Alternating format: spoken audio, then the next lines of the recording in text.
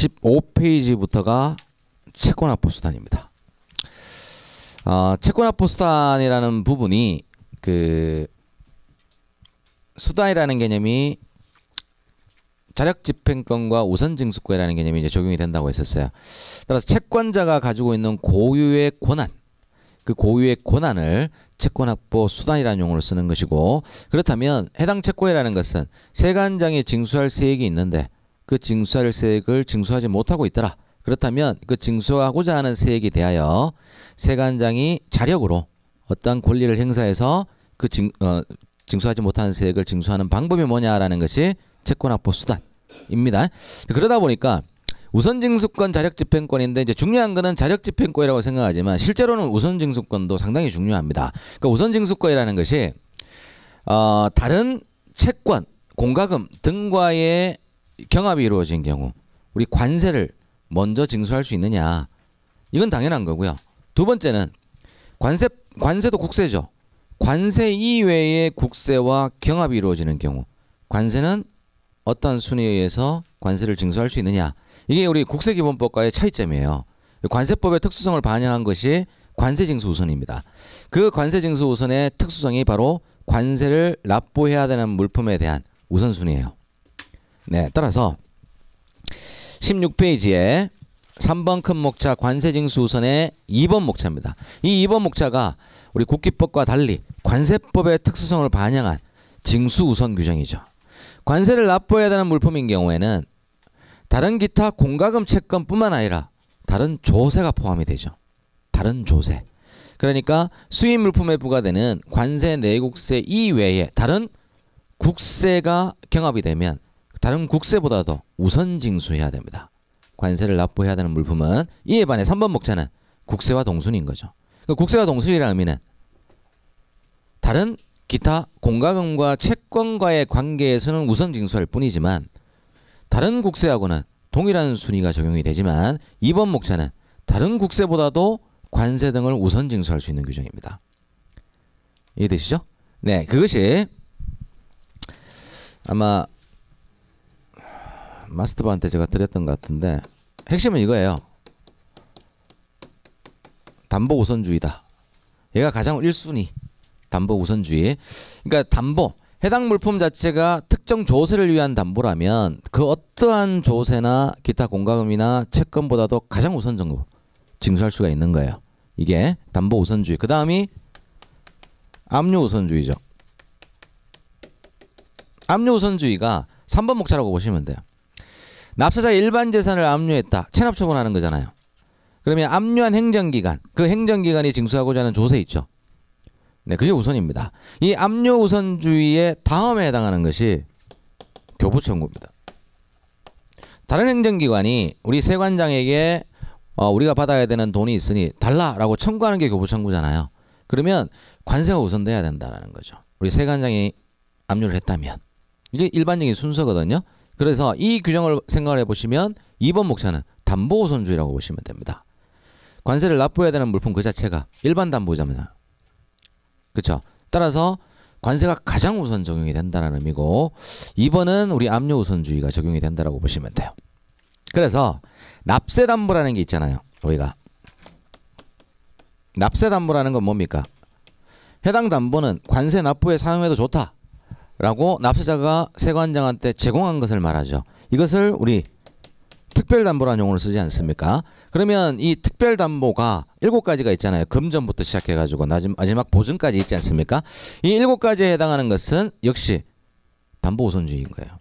관세가 최우선이 되는 것이고 다른 조세 절대 적용할 수가 없는 거죠. 그렇죠? 그럼 세관장이 관리하는 장소에 있는 즉 보세구역에 장치된 외국 물품입니다. 이게 바로 지금 2번 목차 아닙니까? 관세 미납 물품이잖아요. 맞습니까? 이 경우에는 해당 물품 자체가 일반 담보라는 거고, 그렇다면 자력집행권을 연이어서 한번 보면 이 자력집행권의 첫 번째가 바로 납세담보를 얘기를 하는 게 맞겠죠? 일단 담보가 있다라는 거지 않습니까? 관세를 위한 제공받은 담보가 있더라 라고 한다면 담보 우선주의니까 이건 뭐 논할 가치가 없다. 관세 등이 가장 1순위가 되는 거죠. 네, 그리고 남으면 돌려주면 됩니다. 돌려줄 수 없으면 공탁하면 되는 것이고 보증인이 있으면 보증인한테 잔액을 교부한다. 이 의미죠. 네, 두 번째가 일반 재산입니다. 일반 재산이라는 것은 체납 처분이잖아요. 즉 국세기본법, 국세징수법을 준용한다. 그러니까 이 재산 압류하기 전에 필수 선행 절차가 독촉이잖아요. 독촉을 하고 그 독촉을 받은 자가 납세의무를 이행하지 않으면 우리 체납 처분 절차가 시작이 된다. 자, 첫 번째 절차가 재산을 압류하고 그 다음에 공매 절차 거쳐서 이제 배분 청산을 하지 않습니까? 자, 구기까지 이루어질 때 이때 적용되는 우선순위가 바로 3번 목차라는 거죠. 납세의무자의 일반 재산. 그 경우는 국세와 동순위가 되어야 된다. 이게 압류 우선주의가 적용이 된다라는 거죠. 그리고 세 번째가 이 특별담보의 차이점이라고 볼 수 있는 이제 일반 담보입니다. 일반 담보라는 것이 세관 관리하에 있는 물품입니다. 이게 바로 외국 물품이겠죠. 즉 수입 물품인 해당 외국 물품을 세관장이 매각을 한 거예요. 그러면 우선 징수권에서 얘기하고 있는 3번 대목차 지금 프린트에서 2번 목차죠. 관세를 납부해야 되는데 관세를 납부하지 않은 물품이 있더라. 얘잖아요. 예, 수입 물품 그 자체. 수입 물품 그 자체를 이제 처분한 경우입니다. 따라서 우선 징수권이라는 관세 징수 우선과 채권 확보 수단의 자력 집행권과 비교를 한다면 이 두 가지가 지금 있는 것이고 우리 일반적으로 얘를 얘기하거든요. 일반 재산. 얘를 얘기하는 게 국세기본법인데 관세법의 특수성을 반영한 게 얘입니다. 수입 물품 그 자체. 이게 지금 3번 대목차에 있는 2번 목차예요. 이해하시죠? 얘는 논할 가치가 없는 거예요. 해당 담보 자체는 그 조세를 위해서 특별히 납세자가 제공한 거기 때문에 다른 어떤 권한을 가지고 있는 자가 있을 수도 없는 것이고 우리 납세 담보를 생각해 보면 그렇죠. 관세에 상당하는 담보를 내야 된다. 그 다음 특별한 경우에는 보험에 가입돼 있어야 된다. 그리고 특별한 경우에는 지급보증이라는 게 반드시 기재돼 있어야 된다. 이거 다 보죠. 그 다음 평가가 이루어지는 거 있잖아요. 평가가 이루어지는 거. 그 모든 것들이 왜 필요하다? 이유가 담보 우선주의 때문입니다. 세관장이 미리 확인을 해야 되는 것이고 해당 담보로 제공하고 있는 그 특별 담보물이 다른 권리가 설정돼 있다? 그럼 세관장은 절대 받으면 안 되겠죠. 그래서 매각의 대상이 되는 것은 기본적으로 위임장을 제공하도록 돼 있잖아요. 맞습니까? 보증인 경우는 보증서를 직접 제출하죠. 그 보증서에는 지급보증이라는 게 기재돼 있어야 된다고 했었고 그 다음에 이제 선박항공기, 건설기계, 공장 이런 것들은 보험에 가입이 돼 있어야 되고 그렇죠? 네, 그럼 토지 같은 경우 동부동산인 경우에는 평가를 하지 않습니까? 증권료도 평가를 하고 자 그런 의미에서 담보 우선주의가 가장 우선주의이기 때문에 세관장이 관세를 징수할 수 없는 경우 해당 제공받은 담보로 그 즉시 관세에 충당할 수 있느냐 이게 이제 쟁점인 거거든요. 네, 그러다 보니까 담보 우선주의에 적용되는 경우는 다른 어떤 조세하고의 관계는 고려할 필요가 없는 거다. 지금 논점은 다른 조세냐 또는 다른 공과금이냐 다른 채권과 경합이 이루어졌을 때 세관장이 징수하는 관세를 먼저 징수할 수 있느냐 없느냐가 채권 확보책인 거죠. 따라서 지금 3번 대목차에 있는 2번과 3번이 다른 조세, 기타 공과금, 채권과 비교했을 때 관세 등을 우선 징수할 수 있는 그에 대한 근거다라는 거예요. 이해되십니까? 네. 자, 그런 측면에서 이 규정 자체가 자력집행권에 있는 채권확보수단과 밀접한 관계다. 네. 자, 4번 큰 목차가 얘입니다. 일반재산, 체납처분이라는 거죠. 담보 등이 없는 경우. 5번 큰 목차가 얘죠. 납세담보, 담보가 제공되어 있는 경우. 그 다음 17페이지에 나와 있는 세관관리하의 물품처분이라는 게 일반담보입니다. 네. 그래서 세 가지가 우리가 채권확보책으로서 자력집행권이라는 거에 바로 어떤 의미예요? 강제징수죠. 이게 자력집행권을 발동했다. 즉 세관장이 강제징수한 거야. 얘가 이 세 가지 방법 중에 어느 하나의 방법에 의해서 강제징수에 대비되는 개념이 임의징수잖아요. 임의징수라는 의미가 뭡니까? 납세자가 스스로 납부한 것을 말하죠. 그렇죠? 따라서 스스로 납부하지 않는다면 세관장은 해당 납세무자의 어떤 재산을 팔아서라도 처분을 해서 관세를 징수해야 되는 거 아닙니까? 그게 강제징수입니다. 따라서 지금 보시는 이 세 가지가 이꼬로 강제징수다. 강제징수에 대한 문제가 나오면 결국은 채권확보수단을 물어보는 거죠. 맞나요? 네. 마지막이 인적범위 확장입니다. 납세의무 확장입니다. 그래서 이 내용은 상당한 분량을 차지합니다. 그렇기 때문에 강제징수에 해당하는 채권확보책, 즉 자력집행권에 해당하는 이 부분을 줄여야 됩니다. 근데 어떻게 적느냐? 핵심은 뭐다? 다 강제 징수예요. 지금 세관장이 징수할 세액을 징수하지 못했으니 어떠한 방법으로 세관장이 징수를 하느냐가 핵심이죠. 그러니 관세에 충당하는 개념을 중심으로만 서술하시는 거예요. 다른 거 다 서술할 수가 없고 또 필요도 없어요. 따라서 특별히 담보가 제공돼 있다. 그 담보물로 관세를 충당하는 규정. 우리 법으로 25조입니다. 25조만 적으면 되고 담보가 없다. 그럼 26조만 적으면 돼요. 26조만. 그 다음 세관관리하의 물품 처분은 뭐 했어요? 장치기간이 경과되면 매각한다. 그에 따른 법적 체계가 어떻게 되어 있습니까? 208조부터 212조까지잖아요. 그렇죠? 그러면 매각을 할 수 있는 방법은 210조입니다. 그러니까 210조를 다 적을 필요 없다. 경쟁입찰, 경매수익계약, 위탁판매에 의해서 매각할 수 있다. 그럼 매각이 되면 관세에 충당하는 거잖아요. 그게 뭐예요? 잔금처리죠. 그쪽 파트에서는 잔금처리 규정이잖아요. 그 규정을 중심으로만 쓰면 돼요. 핵심은 강제징수를 설명하는 거니까. 그래서 의외로 분량이 많은 게 납세의무 확장 파트가 오히려 더 분량이 상당히 많습니다. 워낙 많다 보니까 19조에. 이해되시죠? 네. 그래서 채권납부책이라는 문제를 냈을 때 분명히 출제도 인지를 합니다. 분명 분량이 많다. 그러면 지금 이거는 예시 문제다 보니까 전체적인 채권납부책이 무엇이 있느냐라는 그런 예시 문제이고요. 실제 출제자는 그중에 무엇을 적으라고 낼 가능성도 상당히 있다. 이해되시죠? 그렇다면 인적 범위 확장을 의외로 제외하지 않을 수도 있어요. 인적 범위 확장을 의외로 제외하지 않을 수도 있습니다. 그러니까 이걸 뭐 무조건 결에 적겠다 아니면 거의 대부분 빼겠다라고 생각하지 마세요. 네.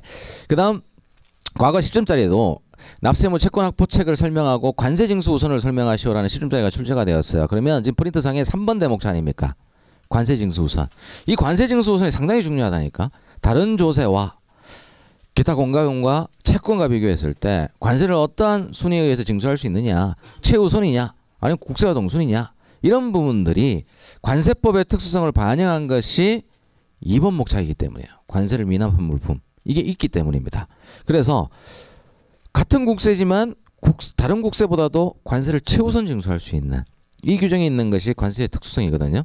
그 특성을 반영한 규정입니다. 그래서 과거에도 채권확보책을 설명하는데 이 자력집행권에 해당하는 강제징수를 물어보지 않고 우선징수권에 해당하는 관세징수 우선을 출제한 이유이기도 하다. 소홀히 하시면 안 된다. 알겠습니까? 예, 3조를 그래서 최종 꼭 확인을 하세요. 무엇보다 우선징수하다 정확하게 적어주셔야 돼. 네.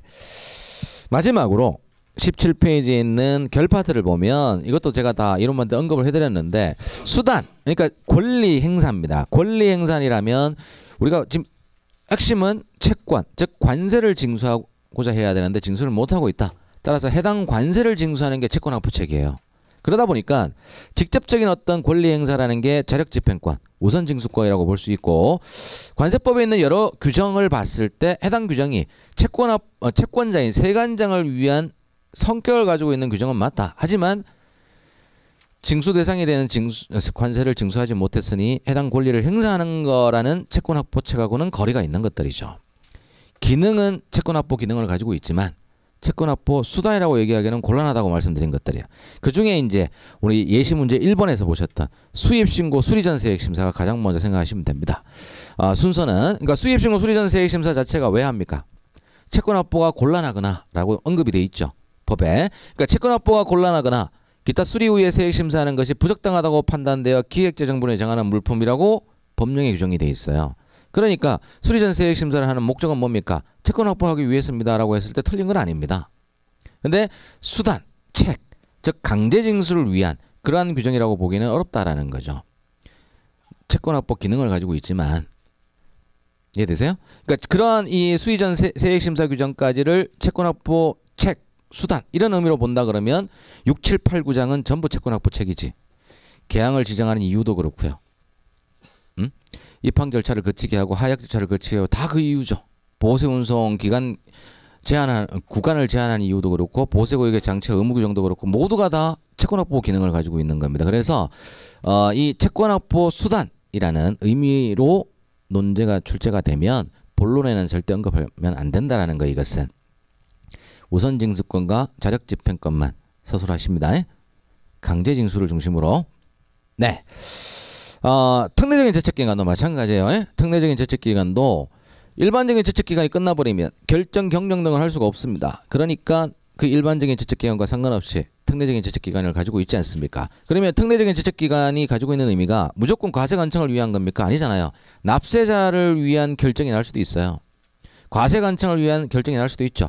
어쨌든 특례적인 제척기간은 납세자든 과세관청이든 해당 권리자를 위한 규정인 거예요. 무조건 특례적인 제척기간이 세관장만을 위한 규정은 아니다. 아시겠죠? 따라서 해당 권리자를 보호하기 위해서 별도의 제척기간을 두고 있는 게 특례적인 제척기간입니다. 따라서 이것도 세관장을 위한 결정이나 판결이 내려졌다면 일반적인 제척기간이 지났다 하더라도 이 특례적인 제척기간 규정에 의해서 결정 등을 할 수가 있기 때문에 그런 측면에서 본다면 채권확보 기능을 가지고 있는 것도 맞는 거죠.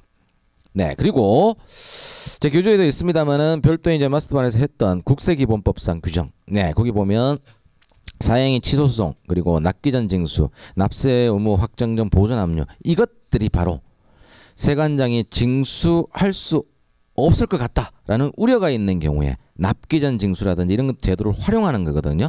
오히려 이런 제도가 지금 위에 언급되어 있는 결의 위에 언급되어 있는 것보다는 얘들이 더 채권확보 수단이라고 볼 수가 있는 거죠. 그래서 얘들을 좀 정리할 필요가 있고 얘들을 결에 좀 활용할 필요가 있다. 그걸 좀 강조해 드린 겁니다. 이해되시죠? 네.